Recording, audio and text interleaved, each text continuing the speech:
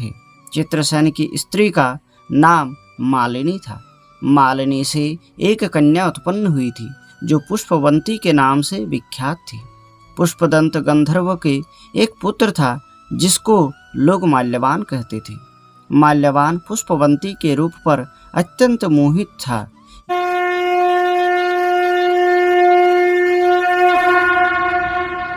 नमस्कार मेरे सारे प्रभु भक्तों, कैसे हैं आप सब। आशा करता हूँ कि आप सब ठीक होंगे।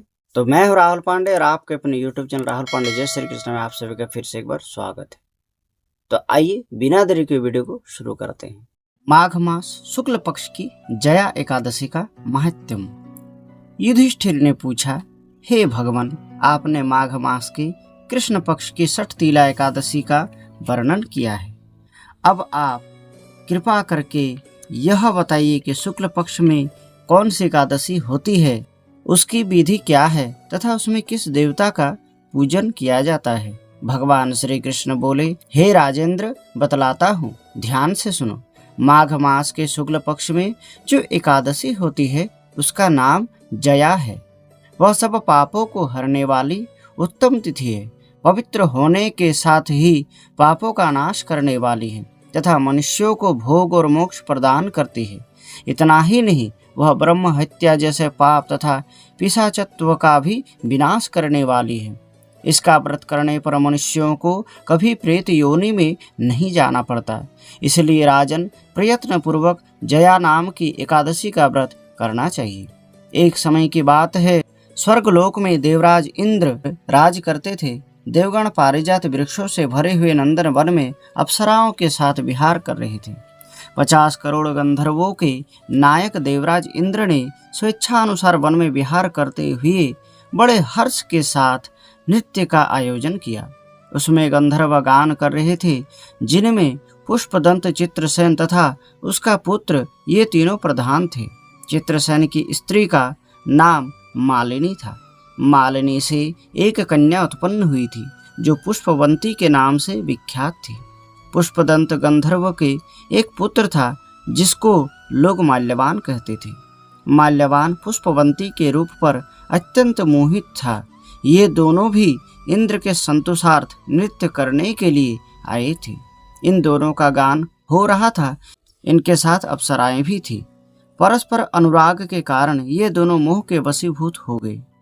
चित्त में भ्रांति आ गई, इसलिए वे शुद्ध गान ना गा सके।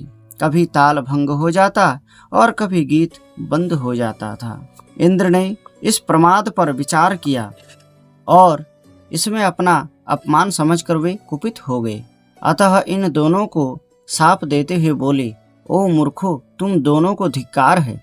तुम लोग पतित और मेरी आज्ञा भंग करने वाले हो। अतः पति पत्नी के रूप में रहते हुए पिशाच हो जाओ।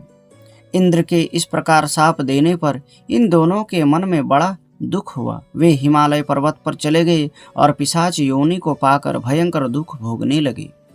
शारीरिक पातक से उत्पन्न ताप से पीड़ित होकर दोनों ही पर्वत की कंदराओं में विचरते रहते थे। एक दिन पिशाच ने अपनी पत्नी पिशाची से कहा, हमने कौन सा पाप किया है जिससे यह पिशाच योनि प्राप्त हुई है। नरक का कष्ट अत्यंत भयंकर है तथा पिशाच योनि भी बहुत दुख देने वाली है। अतः पूर्ण प्रयत्न करके पाप से बचना चाहिए।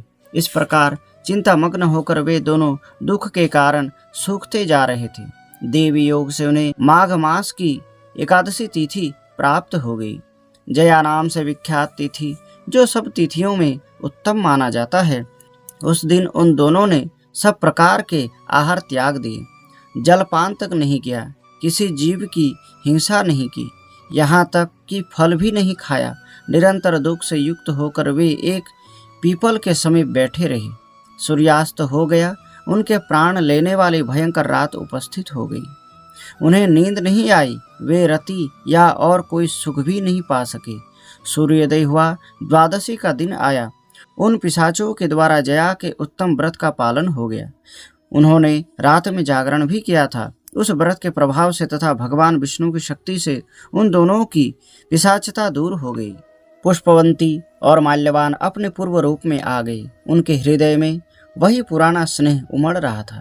उनके शरीर पर पहले ही जैसे अलंकार शोभा पा रहे थे, वे दोनों मनोहर रूप धारण करके विमान पर बैठे और स्वर्ग लोक में चले गए।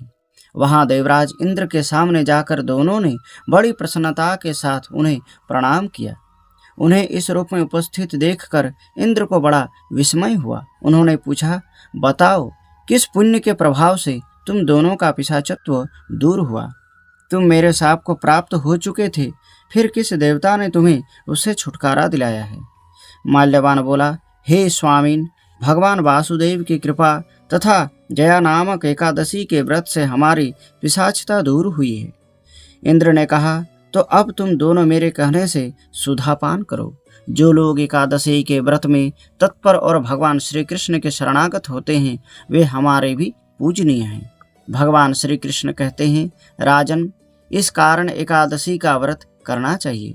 नृपश्रेष्ठ, जया ब्रह्म हत्या का पाप भी दूर करने वाली है। जिसने जया का व्रत किया है, उसने सब प्रकार के दान दे दिए हैं और संपूर्ण यज्ञों का अनुष्ठान भी कर लिया है। इस महात्म के पढ़ने और सुनने से अग्निष्टोम यज्ञ का फल प्राप्त होता है।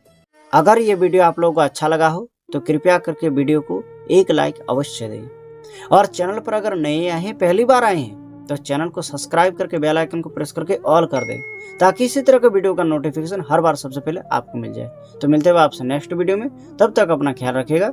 जय श्री कृष्ण, जय श्री राम, हर हर महादेव।